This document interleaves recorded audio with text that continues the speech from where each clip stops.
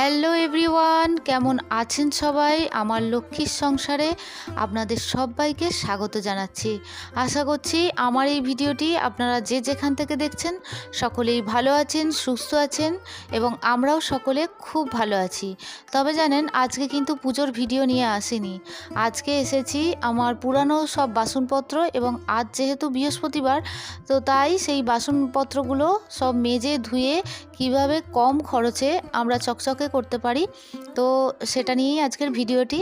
তো যেহেতু আজকে আমি পুরনো বাসনপত্র কিছু বার করেছিলাম, আর দেখতেই পাচ্ছেন আপনারা এত কালো হয়ে গেছে, তো দেখে মনে হচ্ছে যে তামার বা পিতলের বাসন নয়, যেন মনে হচ্ছে লোহার বাসন।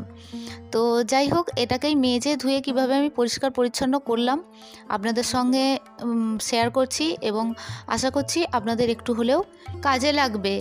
তো প্রথমেই আমি একটু নিয়ে নেব সাবান। তো সাবান দিয়ে আপনারা দেখতেই পাচ্ছেন যে আমি লাল তিলকগুলো দিয়েছিলাম ঘটের মধ্যে, তো সেইগুলো সাবান দিয়ে আগে তুলে নেব। আর এই যে প্রদীপটা দেখতে পাচ্ছেন, এই প্রদীপটাও আমি একটু খুলে নিলাম। এটা খোলা যায়, আবার যখন সলতে পড়াই তখন আবার ওটা লাগানো যায়। তো সাবান দিয়ে আমি ওই প্রদীপের যে তেলের চিটেটা পড়ে আছে ওটাকে তুলে দেব, এবং আমি সমস্ত সিঁদুরের যে দাগগুলো ছিল সেগুলো তুলে দেবো। আর নিয়ে নিচ্ছি একটু পীতাম্বরী পাউডার। তো আপনারা এটা কোনো কাঁসা পিতলের দোকানে গেলেই এই পীতাম্বরী পাউডার পেয়ে যাবেন। তো এই পীতাম্বরী পাউডার আপনারা অনেকেই ইউজ করেন, তো এটাতে বলার কিছু নেই। তবে অনেকেই আছেন, কেউ কেউ জানেন না, অনেকেই আছেন যে আপনারা পাকা তেঁতুল দিয়ে পরিষ্কার করেন। তবে এতে পাকা তেঁতুলও লাগবে, জানেন তো। ওই ঘটিটা দেখতে পাচ্ছেন, ঘটিটা এতটাই কালো হয়ে গেছে যে ওটাকে তুলতে আমার প্রচণ্ডই পরিশ্রম করতে হবে। তবে কি জানেন, একটু পরিশ্রম করলেই কিন্তু বাসনপত্র ধুয়ে মেজে বেশ চকচকে হয়ে যায়, তখন কিন্তু মনটা বেশ ভালো হয়ে যায়। এবার অনেক সময় আমরা সকলেই ভাবি যে এত পরিশ্রম করব কেন, দোকানে দিয়ে দিই। তবে কি জানেন, নিজে পরিষ্কার পরিচ্ছন্ন করার একটা আলাদাই আনন্দ। তো তাই আমিও বসে পড়লাম। তবে আপনারা যারা ভাবছেন যে পিতলের বাসনপত্র এইভাবেই ধুয়ে মেজে চকচকে করবেন, তো বাড়িতেই করে নিতে পারেন, দোকানে দেওয়ার কোনো প্রয়োজন নেই। তবে একটু পরিশ্রম করতে হবে, এই আর কি। তবে আমি পীতাম্বরী পাউডারটা নিয়ে জানেন গ্লাসটাতে আমি চেপে চেপে বেশ চেপে চেপে ঘষছি। তবে তার আগে কি করেছিলাম, এইসব বাসনপত্রগুলো আমি জলে একটু ধুয়ে নিয়েছিলাম। ধুয়ে মানে সাইডে রেখে দিয়েছিলাম, জলটা ঝরতে দিয়েছিলাম, কারণ প্রচণ্ড জল থাকলে পীতাম্বরী পাউডার দিয়ে পরিষ্কার করতে একটু অসুবিধা হয়। একটু শুকনো শুকনো থাকবে, তখন পরিষ্কার করলে বেশ ভালো চকচকে হয়। আপনাদের আমি ফারাকটা দেখিয়ে দিলাম, আপনারা দেখতেই পাচ্ছেন উপরটা একটু কালো মতো, আর যেখানটা আমি ঘষে মেজে দিলাম সেই জায়গাটা কিন্তু একটু চকচক করছে। তো ওটা জলের মধ্যে ডুবিয়ে রাখলাম, কারণ যদি আমি উপরটায় রাখি তো ওটা কি হবে, একটু কালো মতো হয়ে যাবে, আবারও আমাকে পুনরায় মাজতে হবে। তো তাই জলের মধ্যে আমি মেজে মেজে ধুয়ে, মানে মেজে ধুয়ে নয়, মেজে আর ওই জলটার মধ্যে দিয়ে দিলাম, মানে ডুবিয়ে দিলাম। তো তারপরে আমি পীতাম্বরী পাউডার নিয়ে প্রথমে ঘষছিলাম, জানেন এই ঘটিটা একটুকুও তো উঠলই না, মানে খুব অল্প পরিমাণ উঠলো। তারপরে জানেন পাকা তেঁতুল দিয়ে আমি ঘষলাম। তবে জানেন আমারই ভুল হয়েছে, আগের দিন যদি লেবু জল আর একটু তার মধ্যে ভিনিগার দিয়ে দিতাম, দিয়ে এই ঘটিটাকে ডুবিয়ে রাখলে পরের দিন অল্প ঘষলেই কিন্তু মানে পরিষ্কার হয়ে যেত। কি জানেন তো, আমারই ভুল হয়েছে। তো যাই হোক, এইভাবেও পরিষ্কার করা যায়, তবে ওই খাটুনিটা একটু বেশি, এই আর কি, আর কিছুই নয়। তো যাই হোক, এবারে আমি এইটাকে দেখুন চেপে চেপে চেপে চেপে বেশ করে কিন্তু ঘষছি। তো ঘষতে ঘষতে তারপরে খানিকটা তেঁতুল দিয়ে তো ঘষলাম, আর আপনারা দেখতেই পাবেন আমি একটু বালিও নিয়েছি এর সাথে, মানে গুঁড়ো যে বালিটা হয়, একেবারে একদম মিহি যে দানা বালিটা, ওই বালিটা নিয়ে একটু ঘষবো। তো একটুখানি আমি ঘষে সাইডে রাখলাম, যাতে একটু মানে গায়ে যে লেগে থাকা নোংরাগুলো একটু নরম হয়। তো রেখে দিলাম। তারপরে আর একটা পুরাতন ঘটি ছিল, সেটাকেও আমি মাজছি পীতাম্বরী পাউডার দিয়ে। তো এতেও একটু তেঁতুল দিয়ে দেবো, জানেন যেহেতু মানে অনেক দিনেরই বাসনপত্র, মাঝে মধ্যে নামাই আবার মাঝে মধ্যে তুলে রাখি। তো আমার ভুলটা এই যে মাঝে মধ্যে বার করে যদি আমি ব্যবহার করি, তাহলে এতটা ময়লা পড়ে না। আর তারপরে কি জানেন তো, অনেকগুলো ঘটি, তারপরে কখন কি কোথায় তুলে রাখছি সেটাও মনে থাকে না মাঝে মধ্যে। তো এইটা হচ্ছে আমার মা লক্ষ্মীর ঘট। তো এটা সেইভাবে নোংরা হয়নি, পরিষ্কার পরিচ্ছন্নই ছিল। যেহেতু আজকে বৃহস্পতিবার, তাই বৃহস্পতিবারের বাসনপত্রগুলোও তো মাজতে হবে। তো সেইগুলো ওই জন্য একেবারে এগুলোও পরিষ্কার করছি, মানে পুরনো বাসনপত্রও পরিষ্কার করছি, তার পাশাপাশি আমার লক্ষ্মী মায়ের যেসব বাসনপত্রগুলো সেগুলোও পরিষ্কার করে নিচ্ছি। তো আপনাদের একটু হলেও হয়তো কাজে লাগবে এই ভিডিওটা, কারণ আপনারা অনেকেই বাড়িতে অনেক কিছু রেমেডি ব্যবহার করেন আমি জানি। তবুও আমি চেষ্টা করলাম আপনাদের কাছে আমি যেভাবে বাসনপত্র পরিষ্কার করি সেটা আপনাদের সামনে তুলে ধরার চেষ্টা করলাম। তো আপনাদের কাজে লাগলে অবশ্যই কমেন্ট সেকশনের মাধ্যমে জানাবেন। তবে এই মুহূর্তে যারা আমার ভিডিওটি দেখছেন, যদি ভালো লেগে থাকে তাহলে একটা লাইক করে দেবেন। আর ভিডিওর কোনো কিছু অংশ যদি একটু বেশি ভালো লেগে থাকে তাহলে চ্যানেলটি সাবস্ক্রাইব করে পাশে থাকতে পারেন। অলরেডি যারা আমার এই চ্যানেলটি সাবস্ক্রাইব করছেন বা করে রেখেছেন তাদের জন্য জানাই অসংখ্য ধন্যবাদ এবং অনেক ভালোবাসা।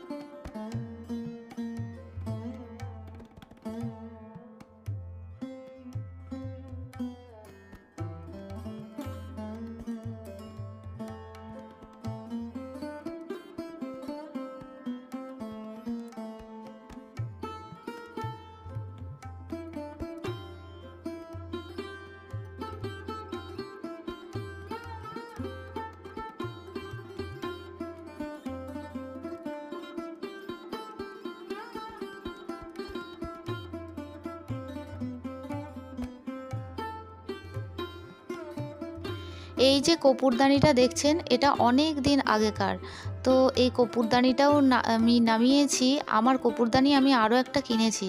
তো আমার ২-৩টে কপুরদানি আছে। তবে ওই যে বললাম যে আমি কখন কি বাসনপত্র কিনছি আর কখন কোথায় তুলে রাখছি সেটাই আমার মনে থাকে না। তারপরে ভাবলাম যে হ্যাঁ, এই তো আবারও একটা আছে।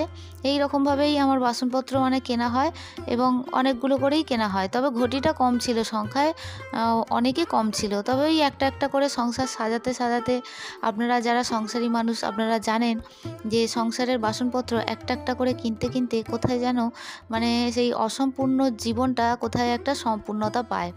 তো এইভাবেই আমার একটা সময় জানেন কিছুই ছিল না, মানে কোথায় ঠাকুর রাখবো সেটাও ভেবে পেতাম না। একটা মানে আমার পুরনো ঘরে একটা আলমারির উপরে আমি লক্ষ্মী ঠাকুর আর নারায়ণ ঠাকুর আমি রেখেছিলাম। তারপর থেকে একটা একটা করে আমি কত যে এখন ঠাকুর করেছি, আর ঠাকুরের ঈশ্বরেরই ইচ্ছা ছিল যে আমার কাছে আসার। তো একটা একটা করে আমার এখন এত সুন্দর আমার বেদিটা সেজে উঠেছে, মানে ঠাকুর ঘরই ছিল না, এই রকম অবস্থা ছিল। তো সেইখান থেকে আমার ঠাকুর ঘর হয়েছে এবং ঈশ্বর সেটা আমাকে দিয়ে করিয়ে নিয়েছেন যে আমি এইভাবে কষ্ট করে পুজো করতাম। ঈশ্বরও হয়তো চেয়েছিলেন যে আর হয়তো কষ্ট করে আমাকে পুজো করতে হবে না, এবারে আমি বেদিতে যাব বা বেদি হবে। তো আমি ওই বেদিটাও করেছি, 1 বছরও হয়নি জানেন। খুব ইচ্ছা ছিল সবার ঠাকুরঘর দেখতাম আর মনে মনে খুব আফসোস করতাম যে সবার ঠাকুরঘর আছে, আমার নেই। আমি কারো বাড়ি গেলে আমার মনটা ভীষণ খারাপ করতো, কারণ আমি পুজো করতে এতটাই ভালোবাসি, কিন্তু কিছু করার নেই, অগত্যা যেটা ঈশ্বর চাইবেন সেটা তো হবেই। আমি চাইলে তো সবসময় সব কিছু আমার মতো হবে, সেটা তো হবে না। তো তারপরে ধীরে ধীরে একটা একটা ঠাকুর আমি কিনতে কিনতে আমার আমার ঠাকুরঘর মানে পুরো সম্পূর্ণ হয়েছে, এবং আমারও মনের ইচ্ছাটাও পূরণ হয়েছে। আর এই বাসনপত্রর ব্যাপারটাও এরকম, জানেন, তখন সেরকম কিছুই বাসনপত্র ছিল না, আসলে ইচ্ছাই করতো না, যেহেতু আমার ঠাকুরঘর নেই, এবার আমি কোথায় রাখবো এইসব কথা চিন্তা ভাবনা করেই আমি বাসনপত্র সেইভাবে আর কিনিনি। তারপরে ধীরে ধীরে একটা একটা করে কিনতে কিনতে এখন যে কত বাসন আমার হয়ে গেছে সেগুলো দেখলে এখন আফসোস হয় যে তখন আমার তো কিছুই ছিল না, এখন আস্তে আস্তে আমি কত কিছু কিনে ফেলেছি। তবে জানেন, ঘটির সংখ্যাটা আমার বরাবরই কম ছিল, তো সেটা এখন মোটামুটি একটা পূর্ণ হয়েছে, যে যেগুলো যেগুলো আমার প্রয়োজন। তবে আরও কিছু ঘটি আমার কেনার ইচ্ছা। তবে ঠাকুরের বাসনপত্র দেখলেই আমার ইচ্ছা করে যে কিনি। যখনই বাজারে যাই, যখনই দেখি যে পিতল কাঁসার দোকানের পাশ থেকে যাচ্ছি, তখন মনে হলো এইটা কিনি, ঠাকুরের জন্য ওটা কিনি। তো এইভাবে আস্তে আস্তে আমার মানে সংসারের, মানে এটাও একটা সংসার আমার। সংসার জীবন তো মেয়েদের দুটোই হয়, যেমন রান্না করতে হয়, এবং রান্নার পাশাপাশি কিন্তু আমার ঠাকুর দেবতার সংসারটাও একটা আলাদা সংসার। তো যাই হোক, তারপরে পিতাম্বরী পাউডার দিয়ে আমি সমস্ত বাসনপত্রগুলো ঘষলাম, এবং তেঁতুল দিয়েও তো ঘষে নিয়েছিলাম, তারপরে বালি দিয়ে একটু ঘষে নিয়েছিলাম। ঘষার পর আমি সমস্ত বাসনপত্রগুলো একবার পরিষ্কার জল দিয়ে ধোয়ার পর আরও একবার পরিষ্কার জল দিয়ে ধুয়ে নিলাম। তবে জানেন, মাঝখানে বলতে ভুলে গেলাম, পিতাম্বরী পাউডার দিয়ে আমি সমস্ত কিছু পরিষ্কার করার পর আবার সাবান দিয়ে কিন্তু মেজে নিয়েছিলাম, কারণ তা না হলে ওই যে কষগুলো উঠেছিল ওই পিতল কাঁসার বাসনের মধ্যে না, ওই কষটা থেকে গিয়ে কালো ছোপ ছোপ দাগ হয়ে যেত। তো তারপরে পরিষ্কার জল দিয়ে দুবার ধুয়ে নেওয়ার পর একটু খানিকক্ষণ উবুর করে রেখেছিলাম, জলটা ঝরতে দিয়েছিলাম।